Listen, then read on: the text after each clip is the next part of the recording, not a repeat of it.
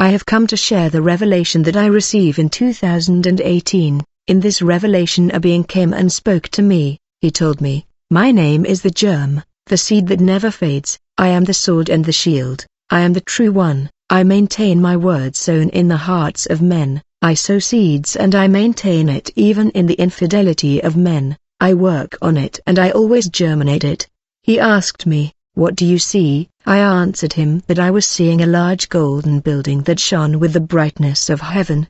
He asked me, "Do you want to visit it?" I answered him, "Yes, Lord," and he told me, "Follow me." This building was in the middle of a broad celestial landscape that exuded aroma of heavenly perfume. The carpets of grass was very beautiful and evergreen, and well cut. This grass that exuded the aroma of heaven exceeded any landscape and lawns that are on the earth. Its perfume smelled so good, and I started to think, we are on the last day of the fast. We had not yet broken the fast, and I was hungry. In fact, at that moment we were walking on this lawn. I was looking at this building. There was nothing else in the area except the building built with precious stone, and I was wondering what could be in this building. The Lord, knowing my thoughts, told me, "You will find out." Upon approaching this edifice and beholding its glory, I had many thoughts. I saw that gate of the building had double door and made of pure gold. They were large doors. The Lord opened the door because there was no one around. When the gate was opened, I saw a bright light that dazzled me at first,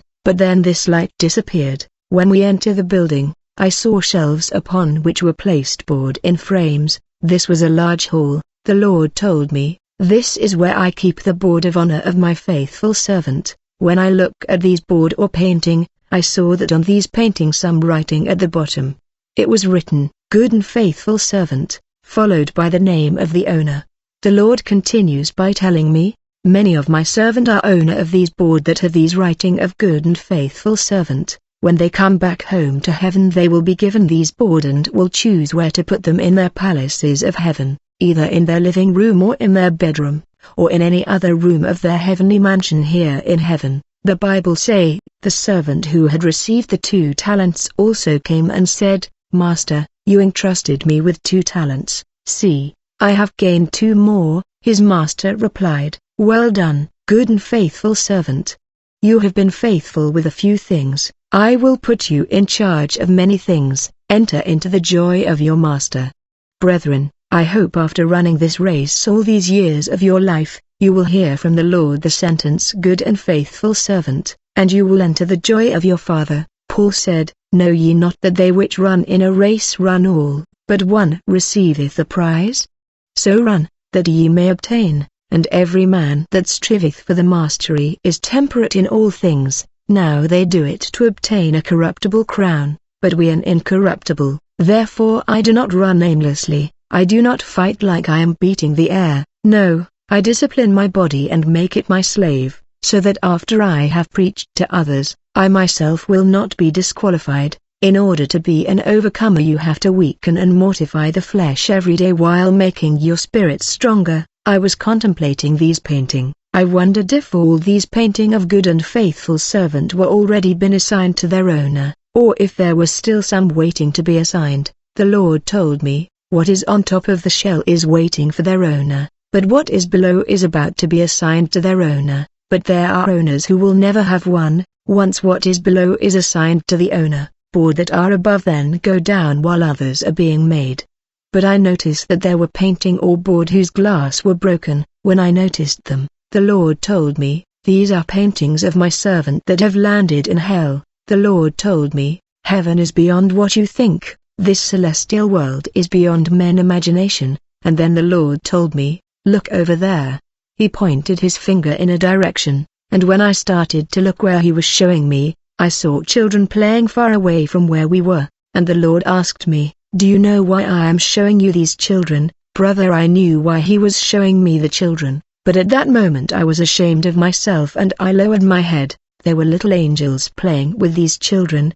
These angels seems to be children. Among them I saw 2 young boys. Apart from the 2 young boys of 17 years old, there were other children whose ages vary between 8 years and 2 years. Immediately I realized who these children were, and when I became aware who these children were, I started to step back away from the Lord. I knew that these children were the many babies that I have aborted. We were no longer in the building, we were already outside, but I was moving away from the Lord when I realized that we were before all these children that I had aborted. But the Lord looked at me with an indescribable love and told me, "It is because you have repented that they are full of delight and joy of heaven and can be fulfilled. They know that you are here for them, they knew that you were coming, and they want to see you. I give you permission." It is I myself who told them that they would see you. Today when I came to get you, they were with me. Do not worry about anything. I no longer hold you guilty. I have forgiven you. They have also forgiven you.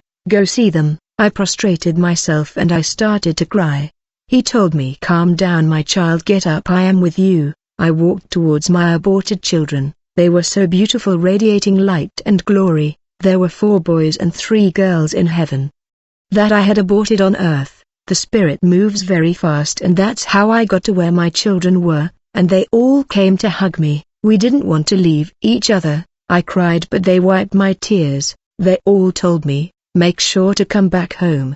Please don't miss coming back home. We are waiting for you impatiently in this eternal city of radiance. We have so much to tell you, Mother." While they were encouraging me to make it to heaven, our home, the Lord showed me something. In the vision he was sitting on a throne, and he was so immense. In front of his immense throne there were angels who were lined up, and while they were lined up I understood that each one had come to consult the Father for a purpose. And what the Lord showed me had a direct relationship with what the pastor was preaching to the church on that day. In fact, each angel was there before the throne in order to intercede for a certain number of souls that the Lord had entrusted to him in order to do his best to bring these souls back home in heaven.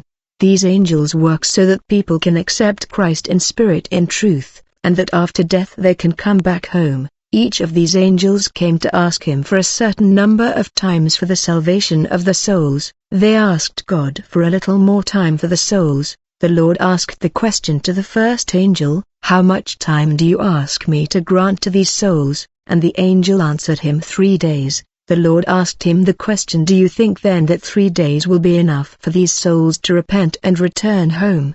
The angel answered him, "By your grace." And that's when the Lord asked the same question to several other angels. Some angels answered 15 years, another said 1 hour, another said 3 months, another said a day, another said 2 months, and another said 40 years.